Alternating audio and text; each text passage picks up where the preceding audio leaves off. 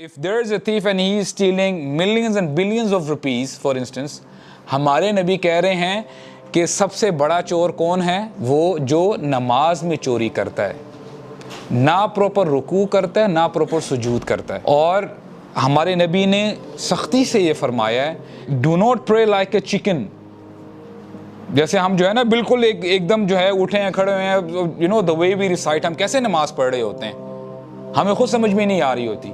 ہم میں سے کتنے لوگ ہیں جو پونڈر کر رہے ہوتے ہیں جب الحمدللہ رب العالمین، اس پہ سوچو تو صحیح، پونڈر کرو تو صحیح کہ تم کیا کہہ رہے ہو۔ قرآن مجید میں بار بار اللہ تعالیٰ فرماتے ہیں الذین یقیمون الصلاۃ ومما رزقناہم ینفقون، وہ نماز قائم کرتے ہیں، صرف پڑھتے نہیں ہیں۔ صحابہ اکرام کے بارے میں وہ کہتے ہیں لا یرون شیئا من الاعمال ترکہ کفرا غیر الصلاۃ، کہ صحابہ اکرام کسی بھی چیز کو اعمال میں سے، جو بھی ہمارے اسلام کے اعمال ہیں نا، کسی کو کفر نہیں سمجھتے تھے غیر الصلاۃ، سوائے نماز کے۔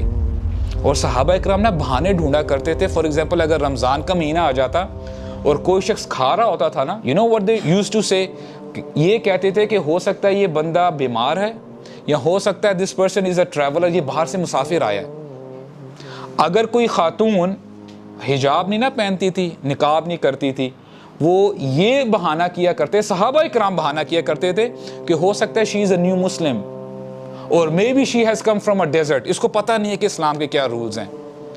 لیکن اگر وہ کسی بندے کو دیکھ لیتے نا کہ وہ نماز نہیں پڑھ رہا، تو اسی وقت ہی کہتے کہ he is a disbeliever، یہ مسلمان نہیں ہو سکتا۔ کیوں؟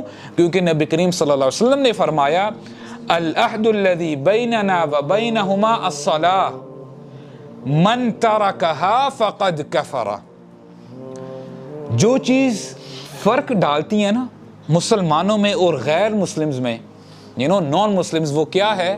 نماز۔ اور جس نے من ترکہا، جس نے اس کو چھوڑ دیا، فقد کفر، وہ کفر میں ہے۔ بندہ اپنے آپ کو جو مرضی سمجھتا پھرے۔ اور حیرانگی کی بات یہ ہے کہ نبی کریم صلی اللہ علیہ وسلم کے زمانے میں جو منافقین ہوا کرتے تھے، چاہے جو مرضی ہے ان کے دلوں میں، کبھی نمازیں نہیں چھوڑا کرتے تھے، اور پوری کوشش کیا کرتے تھے، چاہے ان کی جو بھی ان کے دل میں، ان کا دل کا معاملہ ہے جو بھی ہے، اور کوشش کیا کرتے تھے کہ وہ پہلی صفوں میں کھڑے ہوں۔ نبی کریم صلی اللہ علیہ وسلم اپنی امت کو چھوڑ کے گئے تھے جب ان کی امت نماز پڑھ رہی تھی۔